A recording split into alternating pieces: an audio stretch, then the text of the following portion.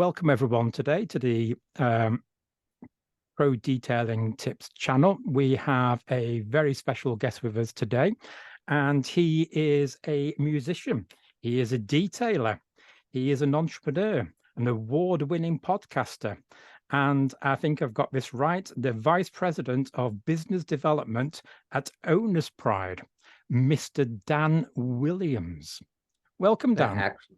Actually President of Business Development, and I'm actually a partner at this point. Fantastic. Well, apologies for that, for getting you for downgrading you there. It's okay. We're moving on up. So, first of all, thank you for coming along. In the unlikely event that someone doesn't know who you are, can you give us the brief resume of who Dan Williams is? I guess the most relevant for what we're talking about now is I started a detailing business in my early 30s in 2004 when I was kind of trying to figure out what I wanted to do with my life and going into restaurant management. I was being pressured by my family to do, but it just did not seem appealing to me.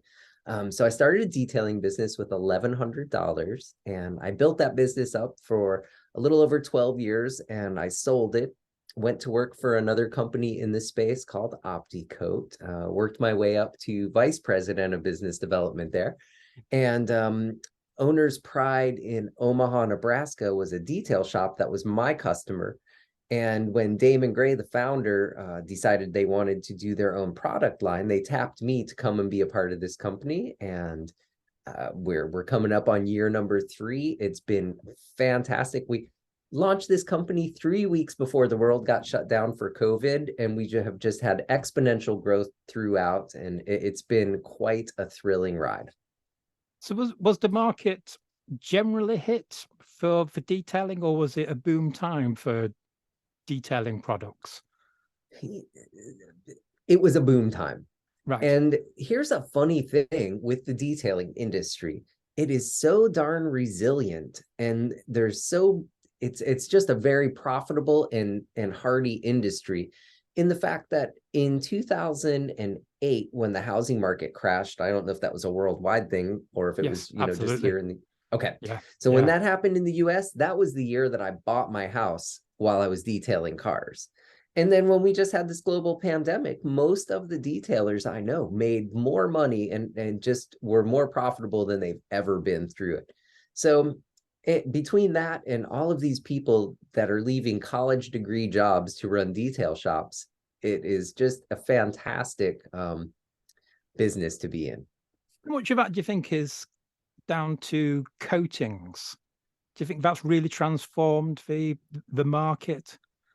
If I were to say the biggest transformation and shift that I've seen since I started in this business in 2004, it would be ceramic coatings. I mean, it has changed the amount of money people can charge, for a detailing. Used to be, if you did a $200, $300 detail, you had a good day, and that probably would take you 4 or 5 hours.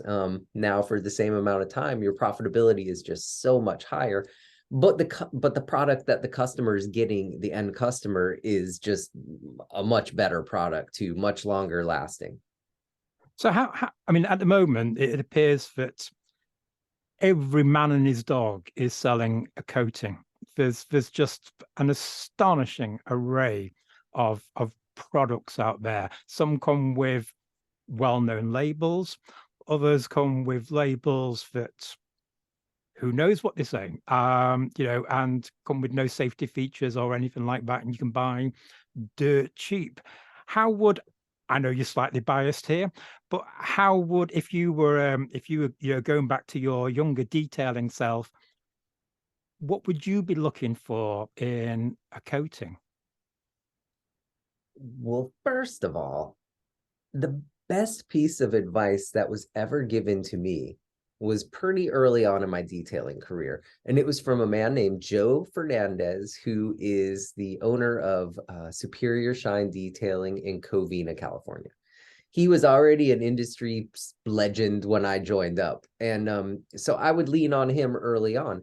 And I was a product jumper, and many of the detailers, probably their biggest sin is they are shiny new object syndrome havers, and they will jump from product to product, thinking that the next thing is going to be what makes the difference. And he told me, he said, find a company that you like the culture of the company, the products, and the people. And he said, make yourself the best with that. And I absolutely did that early on. And it's taken, when I started washing cars, did I think I would be sitting where I am right now? I absolutely did not. It changed my whole career trajectory and made this this journey for me. I still pinch myself. I can't believe I am a part of this company and I get to do what I get to do on a daily basis. So if you were to go back to the younger Dan, the detailer, what would you say to him now? Boy, I would say, well, a sales process and a CRM, I would have adopted that a lot quicker. And Yeah. in the coaching that I do with a lot of guys, that's the fundamental, the baseline that we have to start with.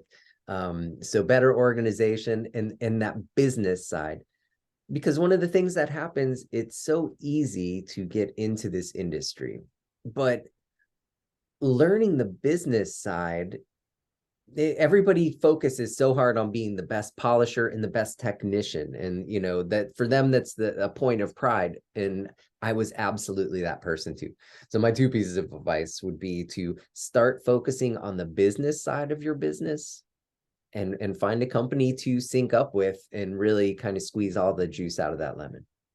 I find it interesting that when I watch YouTube videos, because I like YouTube videos, that when you see detailers talk about this is what you need to start your business, this is how you grow your business, it's use product X and use their shampoo or whatever it is.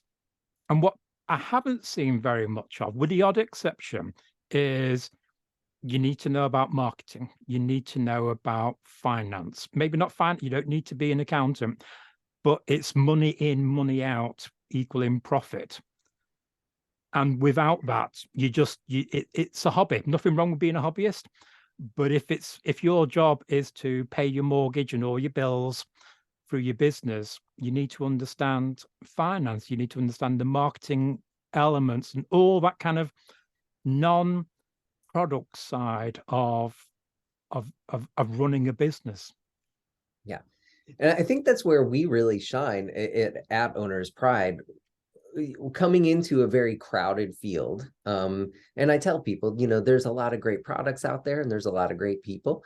And I've been in the industry for almost 20 years, so I know all of them and I'm friends with most of them. But you syncing up with somebody and really learning that system and having them help you on the business side. And again, that's where we really shine. We don't just jam products down somebody's throat. Anybody who does join our network, the first thing we do is we schedule an onboarding session that takes a good hour and a half, where we cover everything they get in their starter kit, everything on the internet, not on the internet, that's silly, on our website, so they know all about the warranties, how to register them for Carfax here in the US, how to get to the installer assets.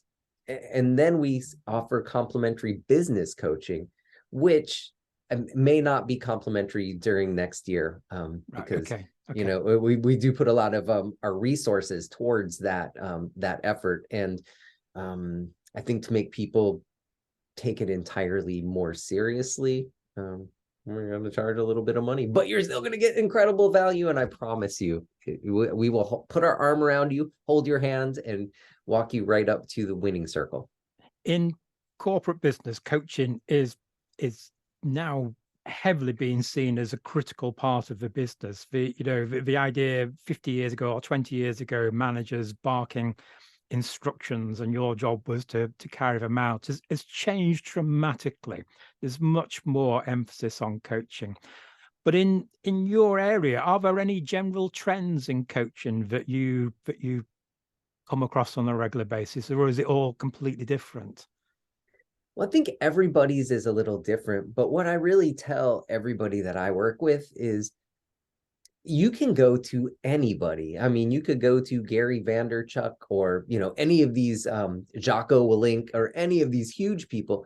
The only thing that they can do for you is to kind of point you in the right direction and nudge you from behind. And I think a lot of people, when they go into a coaching situation, think that they're going to be given all of the answers or a complete roadmap. And that's really never going to be the case. You are only given kind of an outline, and you can bounce stuff off of people, but you have to do all of the legwork yourself. And I remember the first time, sorry, I interrupted you. Oh, I know when I was leaving my last company and coming to this company, Walt Dabrowski was my business coach, and some of the advice that he gave me, which was just, again, he just kind of put some stuff in front of me, a thing called Who Moved My Cheese. Yes. And he also, between that, just telling me to watch that little video and telling me to not think of where I was as the be all end all, but a stepping stone in the path of my career. Those two little pieces of advice, I'm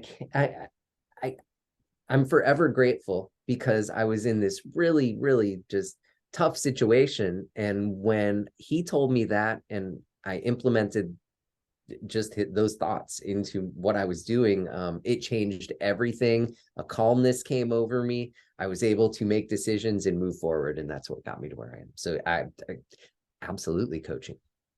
And I think it's easy, well, it's not easy for someone to give advice, but giving advice and someone taking it, in my experience, two completely different things. Someone could have given you that advice and, maybe you were caught up in other things, or something else was going on. And that advice just washes over and you kind of nod sage and then goes, yeah, that sounds good, but I'm just going to carry on. Which often, I think when you hear about coaches, it is that kind of frustration of you can't do the job for them. What I was going to say is that I remember the first time I spoke to an accountant and we were going through some numbers for how things looked. And I was saying, well, I don't know if this is going to be profitable or not. What's your advice? And the accountant said, well, that's not my job. You're the business owner. It's your job, your responsibility to work out whether that gives you what you want. If it doesn't, you make the decision. I can guide you to what the numbers mean, but I can't make that decision for you. Otherwise, I would be running your business. Yeah, and I got my own business to run. And I do have some guys, and they'll hit me up with something, and they'll basically be asking you to do all of the work for them. And I'm like, well, why don't you draw up these papers and then let's review them together. But you gotta, it's a participation, full participation, because it's your business. Yep. Yep. And business is hard. Whether you're a detailer, a plumber, or you're selling shares on wherever it is, running your own business is hard. And it's relatively straightforward if you work for a larger business, because you know that next month you're going to get a paycheck and you can pay the bills. When you're running your own business, as I do, there are months where you think, I really don't know what's going to happen this month.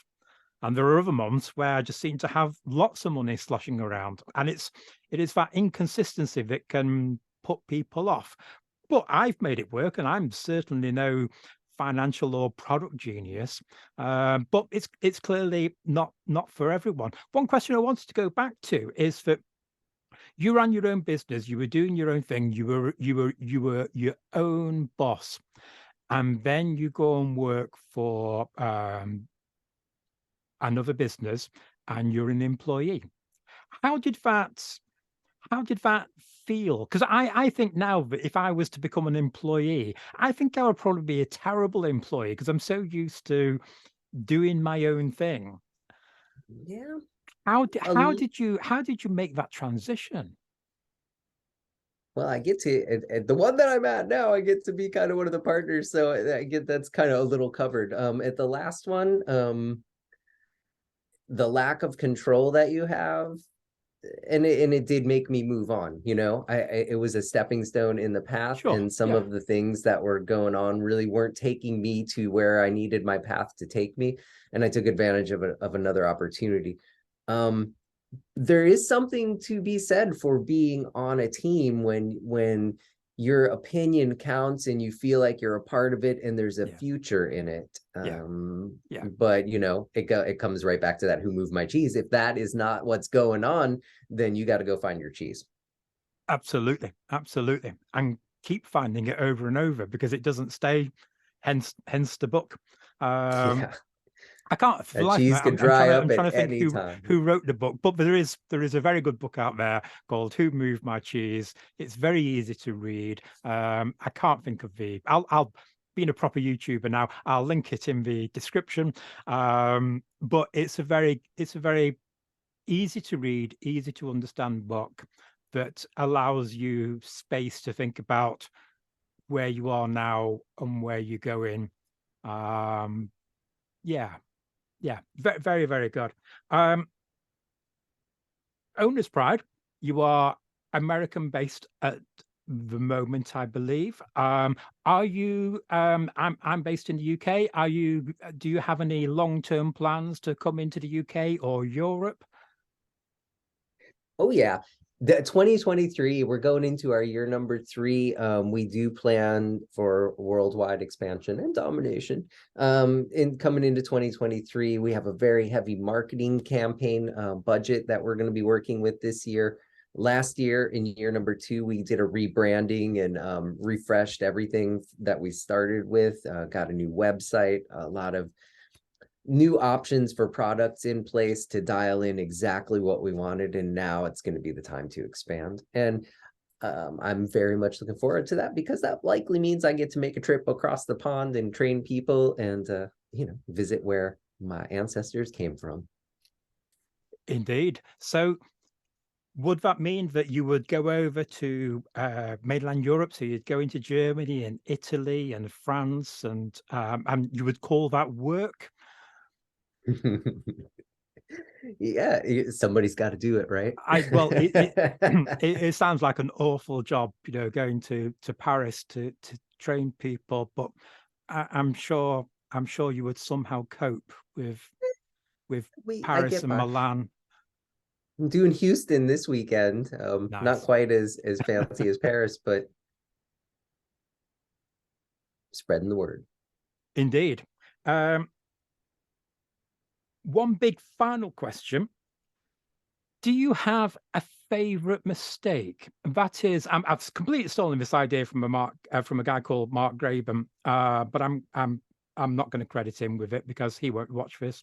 Do you have a favorite mistake? Something that happened to you at the time that you just thought, well, this is just an utter disaster, but actually in hindsight turned out to be something really, really good?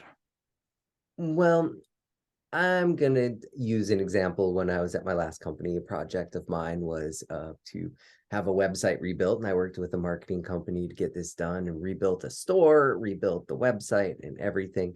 Apparently, I was only supposed to launch half of that, and I pulled the trigger and launched the whole thing. And there were some errors that were in the website, which caused, a couple days of turmoil. And here's where this story goes to. I took full responsibility, and I had many people on my team that were, well, they were, to be quite frank, they were actually pissed at me. Even my buddy Matt Gregory, who never gets mad at me, he told me, I'm mad at you. And I took full responsibility and ownership of my mistake, and and we got through it. I think had I tried to weasel out of it and not taken the responsibility, it would have just perpetuated people's anger at me. And so I think that the answer to that is, if you ever do make a mistake, own it, take responsibility for it, be a man. And that's the way that you deal with those things. And that I try to do the same thing moving forward. I stand up for yourself and own what you do, even when you make a mistake. There is an idea that I was reading somewhere that one of the keys to success is to, and you hear this in the tech industry, of fail often, fail frequent, on a regular basis, because actually that's how we learn, is when we make mistakes. You know, when we're learning to walk, we fall down a lot, and as children, as young children. But if we gave up at the first time we fell over, then as a species, we wouldn't last very long. We make mistakes all the time. You know, the famous WD-40 was water dispersant attempt number 40. In business, we go that mistakes are terrible things and we should avoid them. Yet actually, most of the major improvements that we've ever had come from making mistakes, accepting it, learning from it, and becoming better at it. You know, no detailing product was ever perfect out of the box. You know, most people who have found big success have also failed and got up and dusted themselves off and kept marching forward too. Yeah, absolutely right. Yes. Business is not for the weak at heart or weak minded. You got to have a little bit of thick skin and resilience. Yes, and to see things within context. You know, we can all make mistakes because we're all human. Which reminds me, one day I want to do a video on how not to make mistakes, but that's once I work out how to do that, I'll deliver that. And actually, that you are the inspiration for that. A long time ago, we had a conversation, and we were I was on your podcast, and you spoke about the day you picked up, I think it was a bottle of hydrogen peroxide, thinking it was something else. You sprayed it on some surface. It went horribly wrong. And so I want to do again, it's one of the things I find about running my own channel is all these ideas come to me, and then I think, actually, I don't know how to do that. I don't know how to present that. And for me, that's been the hardest thing. But luckily for me, this is not my business, so I can put out average videos.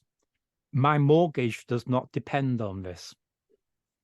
But actually, even if it did, I would probably still, I would like to think that each of my videos, each one gets very, very slightly better than the last one. I don't have the resources of a Hollywood production company. I don't have Netflix backing me up with technical things, but I like to think that each one very, very slightly better. Sometimes they'll be worse, but overall, I like to think the trend will slowly get there. Yeah, I tell you, with these YouTube videos, you just keep doing it and putting it out there. And we watch YouTube probably as much as we watch Netflix, and I don't really watch regular television that much anymore. But there are people who are doing everything on there. So, and they get tons and tons of views. So just, I think consistency and consistency, that's really the king. That's what rules it all. Just keep doing it, keep putting it out there. Even things that have been on your on your page for a couple years, they're slowly but surely they get picked up and seen over time. Yeah. And so I think we're about to move all of the Owner's Pride podcast. All of the segments are going back onto video, onto our YouTube channel. As we kind of pulled those down, they weren't really getting viewed that much, but we've made some really neat improvements in the video production that are going to make it more appealing to watch. Switching cameras, and I've been watching them. I've been watching your, because I think for me, I find it easier to watch human beings talk to each other visually. Nothing wrong with listening, of course, but people will now have the choice whether they can listen to you you know, on a streaming service, or you know, go to YouTube and watch you and some fascinating people talk on your podcast. Yeah, that's why it's one of the most fun things that I get to do. When I was in high school, I wanted to be a DJ. And my stepmother was always like, no, you don't. And I was like, yeah, I do. And she said, no, you don't. I said, yeah, I do. I don't know why it makes no sense why we even butted heads, but it was like a real issue where we would get into arguments. So I feel like at this point, I get to have my own little radio show, and I just absolutely love it. it's helped me with business, being able to talk to people and interview people, learn how to listen better. It's a great creative outlet. I absolutely love it. I would love to be able to just do that. I don't think I say anything that's so profound that I can just do that for my living, but I'm going to keep on doing it consistently, and we'll see what happens. Because by now you must have had easily several hundred podcasts, 200 or 300 maybe. From Optimum, I was at around 150 shows that I did with that company, and with this one, I think we're somewhere around 180. So nice, yeah. that's So a large catalog of work. Between 300 and 400 hours of me yapping away. Nice, nice. Well, I better wrap it up. So I would like to formally thank you for coming on my channel and chatting with me, and to thank you for your time. Absolutely. Thank you so much. For sure. Owner's Pride podcast. Check it out. It's available pretty darn much anywhere that you can listen to a podcast. If you're on the other side of the pond over there in Europe, look out, keep an eye out for Owner's Pride invading, much as the Beatles did here in the 60s. And hopefully it goes over just as well. Thank you very much. Thank you, Stephen.